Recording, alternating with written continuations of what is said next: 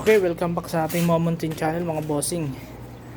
Bali, paki-subscribe naman, baka makahingi ako ng kunting suporta sa inyo. Paki-subscribe naman po yung ating channel, Streetmoto PH. Yung Facebook page ko, andyan na rin sa katabi ng logo ko sa screen. So bali, ang gagawin kong video ngayon, gagawin ko ng vlog yung motor ko. Kasi ano na siya 1 year and 1 month na siya ngayon. Magto 2 months kasi November po siya nag 1 year. Bali, ito yung i-share ko sa inyo kung ano na nga ba yung mga binago ko o ginalaw ko sa motor ko in 1 year. Kaya tara, so, umpisa tayo dito sa harapan, umpisa tayo dito sa ilalim, mga pang ilalim ng motor dito. Tayo dito sa mga pangilalim na mga bossing ano. Bali, ang ginalaw ko dito sa loob ng 1 taon napudpud na siya, as in hindi naman siyang kalbong kalbo yung gulong ko na to. Ayan, kung nakita niyo yung vlog ko nakaraan, nagpalit ako ng gulong nito siguro ano to, January 1st week 2025. Ayan, bago yan. Ang sukat nito is 110 by 70 by 17. Ayan. So dito nagtanggal tayo ng isang shock dito kasi dalawa yan stock sprocket. Yan, hindi pa ako nagpapalit dyan. Bali, naglagay lang ako nitong roller ito. Sa magtatanong nga pala, para saan to, sa mga hindi pa po masyadong nakakaalam mga boss yun, kung tawagan dito is chain tensioner. Tingnan mo, batak siya pero hindi siya masyadong matigas yung spring dito. Ayan lang siya So ang gusto ko lang, kasi mahilig ako maglagay nito kasi yung purpose ko doon, ayaw ko magpagpag yung kadena habang tumatakbo, pero hindi siya masyadong mahigpit at saka naghihigpit po ako dyan. Ayan, ayaw ko lang talaga pumapagpag yung kadena. Yun lang, basta yun lang gusto ko. Kanya-kanya naman tayong kanya-kanya naman tayong desisyon kung ano gusto natin. So ito hindi ko tinanggal kasi yung putik na nanggagaling dito hindi dumidirekta sa kadena natin. Ayan, stock din. Ngayon ko lang din nalaman ito mga bossing, ito pala yung purpose na ito. Ayan, yung rubber na yan, para pala sa pagbaba ng ano natin, side stand. Ayan, ito, puro stock yan, lahat yan stock. Ayan, stock pa yan. Bali, naglagay nga pala ako dito mga bossing ng kung nakikita niyo yung kulay white na yan, o kahit ito, ayan, yung white na yan sa dulo, para katapat na nito, para alam ko kung saan ko itatapat yung off. Minsan kasi sumusobra ako kahit may araw naman siya, ganun. Ito may araw kasi yan. Ito yung palatandaan ko na naka-off na talaga yung ko. Kasi pag sinagad mo yan, reserve. Pag tinodo mo siyang angat, reserve. Ilang beses ko na rin nagamit yung reserve nito. Ayan, tara dito tayo. Then stock dyan. Stock busina pa. Gusto ko palitan ng medyo malakas, pero parang malakas na rin siya. Parang payahor na rin. Then dito, sige. Ito, wala pa. Di pa ako nagpalit dito. Stock pa rin siya. Hindi na pala stock to. Quick tire. 80-80. Saan na ba? 80-80 by 17. Quick tire. Tubeless. Tubeless yung gamit kong gulong mga boss. Gusto kong gamitin talaga yung tubeless. Ayan. Tapos dito, yung dating tinitirahan ko, may mga aso dun sa labas sa gutter. Ayan, ito pa rin yun. Alam ko na vlog ko na rin to Ayan, then MDL dalawa, high and low, yellow tsaka white. Ayan, tsaka ito palang hose mga bossing, inaba ko yung rota ng hose nito papuntang speedometer. Ay mga boss, dapat dito yung hose ng speedometer cable, dapat dito ata, dito siya nakapasok yan, diretso dito. Pero parang masyado siyang ano yun, nababanat. Masyado siyang banat. Kaya ginawa ko, tinanggal ko dito. Then dito ko siya pinadala sa likod, sa ilalim na itong ano, butterfly kung tawagin nila. Para hindi masyadong banat. Dito. Dito ko na pinadala sa ilalim. Hindi ko na sinaksak dito. Ang nakakapit lang dito is yung preno ay nakadiretso dun.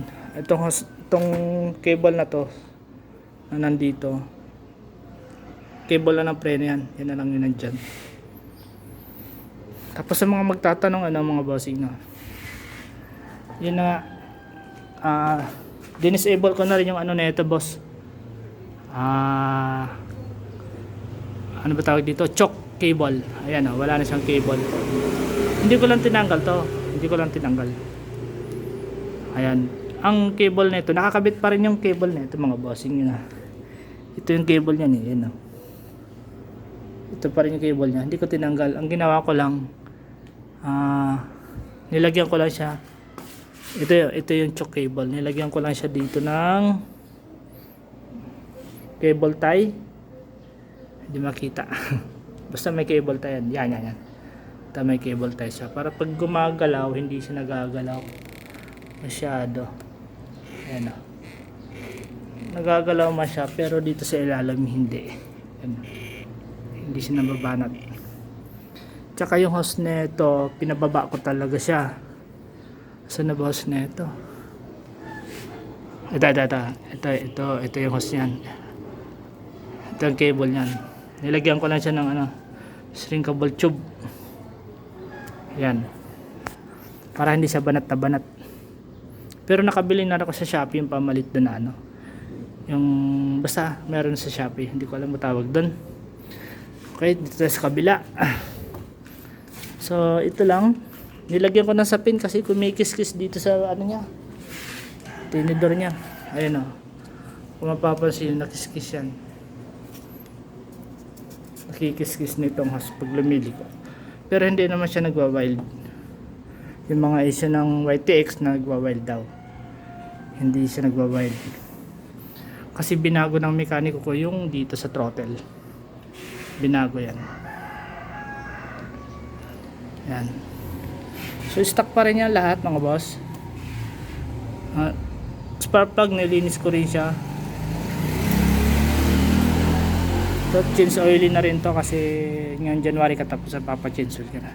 So naglagay ako dito ng sapin sa brake. Ayan. Ito yung brake nya. Ito yung na-order kong aluminum.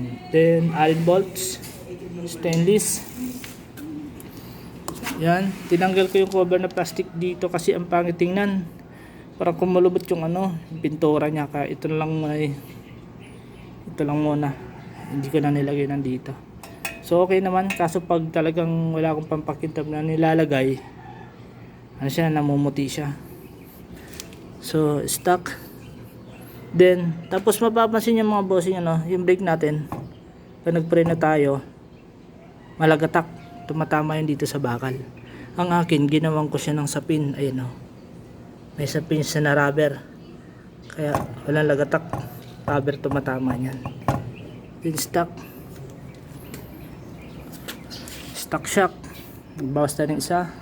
Then ito pala, mga boss, kinalikot ko to, DIY lang, DIY ko lang to. Ito, mga boss, share ko lang. Ito fender ng Honda Wave, Honda Dash. Kayo bahala na kayo kung ano ilalagay nyo dito. Nilagay ko lang to. Ayun mga boss, tinarnilyo ko lang siya, bali pinotol ko lang, hinulma ko lang siya. Ayun ang purpose ko naman ito, mga bossing, maiwasan yung dumi dito. Tingnan mo, malinis pa kasi yung putik niya hindi dumidiretso dito, andito siya tumatama. Kumbaga tapaludo lang din siya. Ayan yan lang yun. So hindi pa ako nagpapalit ng ng brake shoe. Hindi pa ako nagpapalit, stock pa rin siya. Makapal pa kasi nung palit ako ng gulong, tinignan ko makapal pa siya. Then ito na, mga boss, yung pinaka-final ko ipapakita sa inyo. Di ba sabi siya, sa natin, Overflow, problema sa overflow. Dito. Ito nalinis na to nung adjust ako ng minor sa mekaniko. So bali 1 year din inabot yan. Pero ito 5 months pa lang. Tama, 5 months. 5 months pa lang. Dinala ko na sa mekaniko ko kasi ano siya, ramdam ko sa kanya ng hangin. Parang sarado daw yung hangin nung mula sa kasa ha. Magmula sa kasa, 5 months kong pinakiramdaman yung hangin niya kasi parang sakal na sakal talaga siya parang hirap na hirap siya. So after 5 months, dinala ko sa mekaniko ko pero hindi yun sa kasa mekaniko. May mekaniko kasi akong pinupuntahan. Dinala ko siya doon tapos pinacheck ko kay boss. Sabi ko, boss, pakicheck yung yung carb. Yun nga, chinik niya. Sabi niya sa akin, sarado yung hangin. Doon. Yun lang muna ginala niya after 5 months. Tapos, 1 year, yun nga, nung nagpunta ako doon ng November, ayun, pinalinis ko yung carb ko sa kanya. At naramdaman ko yung performance niya. Ang sarap. Sarap mga bossing. Tapos, ito, share ko lang mga boss, dami nagkakaproblema kasi tumatagas daw yung nila. Sa akin, sa awa ng Diyos, 1 year wala namang tagas. Sana tuloy-tuloy po yun na hindi tumagas kasi hindi ko talaga siya kinakalimutan na i-off yung overflow dito. Ito, hindi ko talaga siya kinakalimutan. Pero nung kinuha ko to sa kasa, siguro mga 1 month hindi ko sinasara to. Hinahayaan ko lang nakababa tong araw na yan kasi hindi ko pa alam kung para saan talaga yung pagbaba. Ngayon humanap ako sa Facebook, YouTube, mga tutorial tungkol sa YTX. Nakita ko, nabasa ko, nadaanan ko, kailangan daw pala laging sarado yung itong gasolina. So mula noon kahit malayo na ako sa parking, binabalikan ko to sa parking lot kasi para lang dito. Hanggang ngayon dinodouble check ko, siguro hindi lang double, triple, people pa siguro. Yun lang, bali yun lang share ko mga bossing. All stock pa naman yan mga bossing. Ayan. Ang sarap i-drive nitong YTX kasi napaka-relax. Medyo mabigat nga lang, tsaka hindi siya ganun kabilis. Kasi siyempre pag tricycle, kung gusto mong mabilis, mag-combination, upgrade ka ng i-upgrade mo siya, customize mo. Pero sa akin sapat na to, 125, 1445 yung sprocket, sapat na sa akin yung bilis nito. Kaya bali yun lang, hanggang doon lang yung video natin yan. Maraming salamat sa suporta mga bossing. God bless, ride safe, ingat.